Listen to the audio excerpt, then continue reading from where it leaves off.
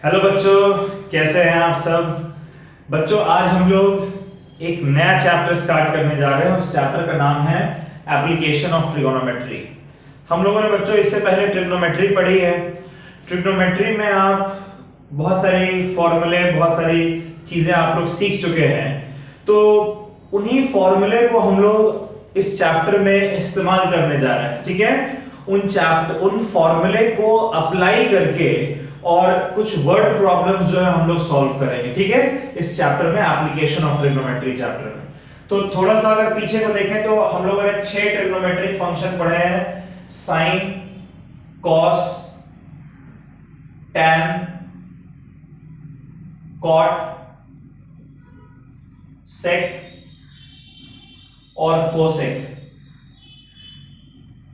Right बच्चों, sign हम लोग जानते हैं होता है P बाई एच, कॉस होता है B बाई एच, टैन होता है P बाई बी, कॉट होता है B बाई पी, सेक होता है H बाई बी और कोसेक होता है H बाई पी। ठीक है, ये फॉर्मूले जो है वो आपको याद होने चाहिए। इसका हम लोग इस्तेमाल करेंगे इस चैप्टर में। ठीक है, और एक दो चीजें और हैं जिसको आप समझ लीजिए। तो सवाल जब आपको आएगा, क्वेश्चन में कहा जाए कि एक बिल्डिंग है और आप ग्राउंड पे खड़े हैं और बिल्डिंग के टॉप को आप देख रहे हैं। देखिए, अगर आप बिल्कुल स्ट्रेट देखेंगे तो आपका हेड जो है वो बिल्कुल स्ट्रेट रहेगा, है ना। लेकिन अगर बिल्डिंग को देखना है तो आप अपने हेड को ऊपर की तरफ उठाते हैं। तो जिस एंगल पर आपने शुरुआत में रखा था उससे आपने अपने हेड को ऊपर की तरफ एलिवेट किया है। तो हॉरिजॉन्टल से जितना एंगल बनेगा ऊपर की तरफ बिल्डिंग के टॉप को देखने के लिए, उस एंगल को हम लोग एंगल ऑफ एलिवेशन कहते हैं। ठीक है, यानी कि सपोज करिए कि अगर ये हॉरिजॉन्टल है, ठीक है, ये हॉरिजॉन्टल है और हॉरिजॉन्टल से अगर आप ऊपर की तरफ देखते हैं बच्चों, ये जो हॉरिजॉन्टल है, हॉरिजॉन्टल से आप जितना एंगल ऊपर बना रहे हैं, इस एंगल को हम लोग कहते हैं एंगल ऑफ एलिवेशन। क्या कहते हैं बच्चों इसे? Angle of elevation.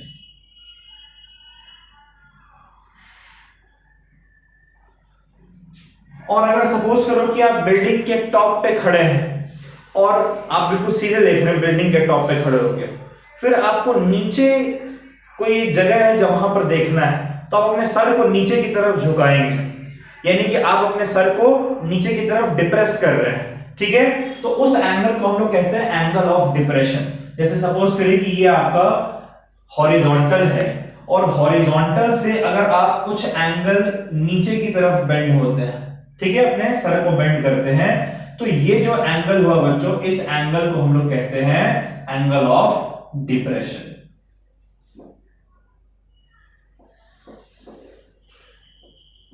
ठीक है, और जिस लाइन के अलोंग आप देख रहे हैं, नीचे से ऊपर देखेंगे तो इस लाइन के अलोंग देख रहे हैं, ऊपर से नीचे देखेंगे तो इस लाइन के अलोंग देख रहे हैं, तो इस लाइन को हम लोग कहते हैं लाइन ऑफ साइट।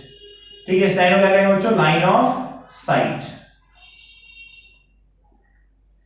क्लियर है बात? चलिए, इसको आप लोग नोट कर लीजिए। हम लोग वर्ड प्रॉब्लम्स करेंगे। यहां पर आपको angle of depression, elevation, line of site और ये फॉर्मूले जो है इनसे आपकी मुलाकात होगी, सब आपको आना चाहिए। ठीक है, इसको एक बार आप लोग नोट कर लीजिए बच्चों।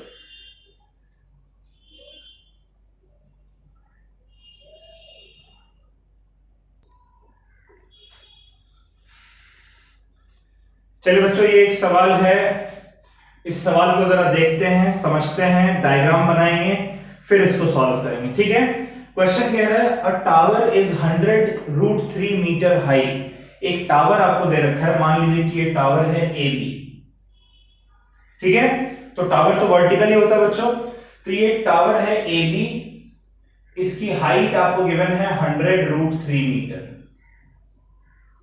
ठीक है, एक टावर है ए बी जिसकी हाइट है 100√3 मीटर।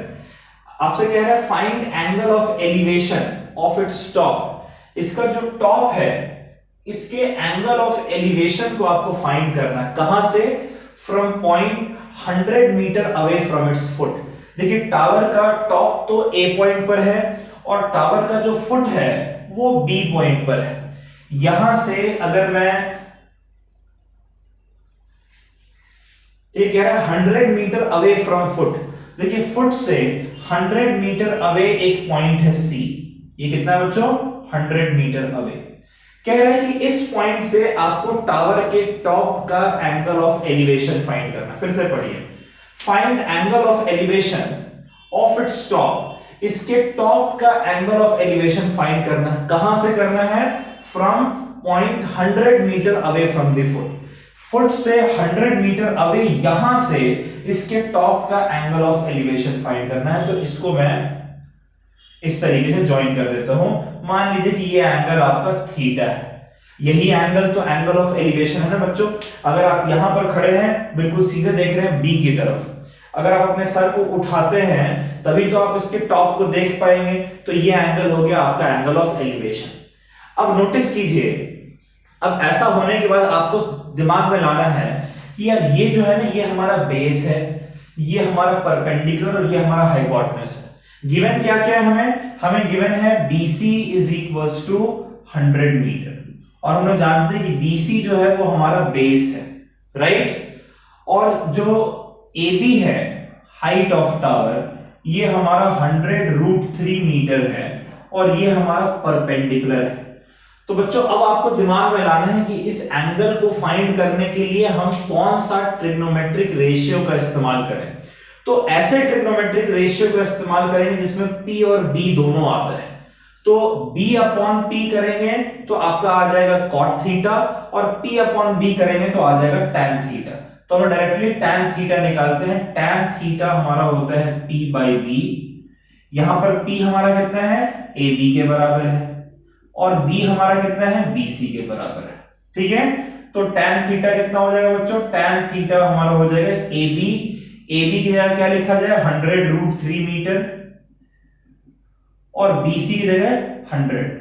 डिवाइड करिए इनको तो √3 आ जाएगा। देखिए tan थीटा आपका √3 के बराबर है, राइट। अब दिमाग में लाना है कि यार थीटा की वो कौन सी वैल्यू है जिसके लिए tan थीटा √3। तो हम लोग जानते हैं कि tan 60 हमारा √3 के बराबर होता है, इसलिए थीटा हमारा कितना आ जाएगा? 60 डिग्री। यही हमारा एंगल ऑफ एलिवेशन, राइट बच्चों।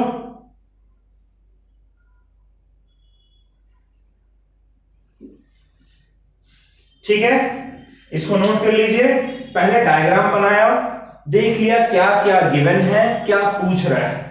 जो जो गिवन है हमने उसको लिख लिया है। वही ट्रिग्नोमेट्रिक आइडेंटिटी यूज करें जिसमें दोनों आएंगे, और उसके बाद हमने सॉल्व करके फाइंड आउट कर लिया। ठीक है, चलिए इसको नोट करिए।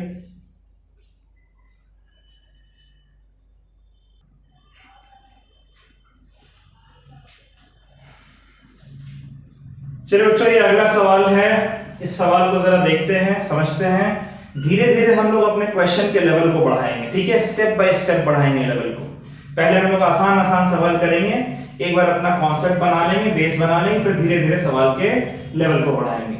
ये सवाल कह रहा है कि a kite is flying 60 metre above ground. मान लीजिए कि ये ग्राउंड है, ठीक है बच्चों, मान लेते हैं कि ये ग्राउंड है। इस ग्राउंड से 60 मीटर ऊपर, अब जाहिर सी बात है आप अगर हाइट मेजर करेंगे तो वर्टिकली अपवर्ड मेजर करेंगे। तो यहां से मान लेते हैं इस पॉइंट से, इस पॉइंट को मैं A कह दे रहा हूं, इस पॉइंट से ऊपर की तरफ कहीं यहां पर एक पॉइंट है B जो कि 60 मीटर ऊपर है, और यहीं पर काइट है। B पॉइंट पर जो है वो हमारा काइट प्रेजेंट है, ठीक है। यही कह रहा है कि a kite is flying 60 metre above ground, यानी कि ग्राउंड के सरफेस से 60 मीटर ऊपर एक काइट जो है वो फ्लाइंग है, ठीक है। String attached to the kite, इस काइट से जो स्ट्रिंग अटैच्ड है is tied to a point on ground. अब जो स्ट्रिंग अटैच्ड है ना बच्चों, इस तरीके से स्ट्रिंग होगा हमारा। कह रहा है कि ये जो स्ट्रिंग है इसे हमने ग्राउंड पे एक पॉइंट C पर हमने मान लीजिए अटैच कर रखा है, और इस स्ट्रिंग का जो इंक्लिनेशन है ग्राउंड से स्ट्रिंग का जो इंक्लिनेशन यानी एंगल जो है वो मेंशन किया हुआ कि 60 डिग्री के बराबर है, ठीक है। देखिए हमारा डायग्राम सही बना है नहीं, एक बार इसको फिर से चेक करते हैं। ऑलराइट, कह रहा है कि a kite is flying 60 metre above the ground. देखिए यहां से आपने बांध रखा है इसको, और काइट को आपने फ्लाई करा रखा है, ये उसका धागा है, ठीक है, और बी पॉइंट पर काइट आपका प्रेजेंट है। ये जो ग्राउंड है बच्चों AC, इससे 60 मीटर ऊपर काइट है, यही कह रहा है kite is flying 60 metre above ground. फिर कह रहा है string attached to the kite, ये जो स्ट्रिंग अटैच्ड है कह रहा है is tied to a point on the ground, यहां पर ग्राउंड पे हमने उस स्ट्रिंग को अटैच कर रखा है और उसका इंक्लिनेशन जो है ग्राउंड से वो 60 डिग्री है, 60 डिग्री उठा हुआ है। तो कह रहा है find the length of string, यानी आपसे BC फाइंड करने को बोल रहा है। क्या फाइंड करने को बोल रहा है? लेंथ ऑफ स्ट्रिंग यानी कि BC ही तो स्ट्रिंग का लेंथ है ना। अब नोटिस कीजिए आपको क्या क्या गिवन है, आपको गिवन है कि थीटा आपको गिवन है कि जो थीटा है बच्चों वो 60 डिग्री के बराबर है। अब कोई भी आपको ट्रिग्नोमेट्रिक रेशियो यूज करने की जरूरत पड़ जाए, साइन, टैन, कॉस, कॉट, कोई भी यूज करने की जरूरत पड़े तो 60 डिग्री पर आपको उस पर्टिकुलर ट्रिग्नोमेट्रिक रेशियो की वैल्यू तो पता है। फिर आपको दे रखा थीटा के अपोजिट यानी जो AB है वो आपको 60 मीटर दिया हुआ है और ये इस ट्रायंगल में अगर आप देखें तो परपेंडिकुलर है और आपको फाइंड करना है BC। और BC आप जानते हैं बच्चों कि ये आपका क्या है? हाइपोटेनस है। तो परपेंडिकुलर और हाइपोटेनस को यूज करके हमारे पास एक फॉर्मूला है, sine theta is equals to perpendicular upon hypotenuse. होता है परपेंडिकुलर जो हमारा है वो हमारा है AB और हाइपोटेनस जो हमारा है वो हमारा है BC। साइन थीटा क्या है? AB upon BC, right. अच्छा थीटा की जगह क्या पुट करते हैं? 60 डिग्री, तो ये हमारा आ जाएगा sine 60 degree is equals to AB की जगह लिख लेंगे 60 और BC तो हमें फाइंड ही करना है, राइट। अच्छा साइन 60 की वैल्यू कितनी होती है बच्चों? √3/2, √3 अपॉन 2। तो BC को अगर मैं इधर ले आऊं, इधर बचा 60, इस 2 को अगर मैं इधर ले जाऊं तो 2 और √3 को लाऊं तो इधर नीचे √3, ये कितना हो जाएगा? 60 इंटू 2, 60 को 60 इंटू 2 हो गया 120 अपॉन √3। अच्छा इसको बच्चों मैं रैशनलाइज कर दूं तो √3 ऊपर और √3 नीचे, रैशनलाइजेशन सीखा था ना 9th में। ये कितना हो जाएगा? ये हमारा हो जाएगा 120 √3 अपॉन √3 इंटू √3, ये कट जाएगा, बचेगा 40, यानी BC हमारा जो है वो आ रहा है 40 √3 metre. What is the length of the string? The length of a string is 40 √3 metre. ठीक है, लेंथ ऑफ स्ट्रिंग।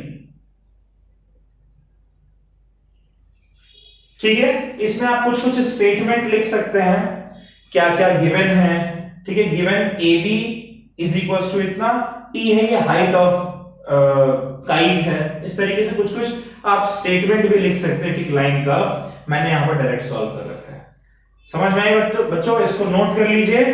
आज का जो लेक्चर है वो हम लोग यहीं पर समाप्त कर रहे हैं, इसको कंटिन्यू करेंगे अभी आगे कुछ लेक्चर्स तक। ठीक है, और काफी सारे सवाल हम लोग करेंगे, धीरे धीरे लेवल बढ़ाएंगे। तो अगला लेक्चर आप लोग, इसके बाद जो अगला लेक्चर आ रहा है उसको स्किप मत करिएगा। लेवल बाय लेवल और लेक्चर बाय लेक्चर हम लोग को आगे बढ़ना है तो अच्छे समझ में आएगा। ठीक है, तो चलिए अगले लेक्चर में मिलते हैं नए क्वेश्चंस के साथ, थोड़ा सा कॉन्सेप्ट ऊपर करके। इसको नोट कर लीजिए बच्चों। Bye bye, take care, stay safe. ठीक है, और पढ़िएगा जरूर। बाय।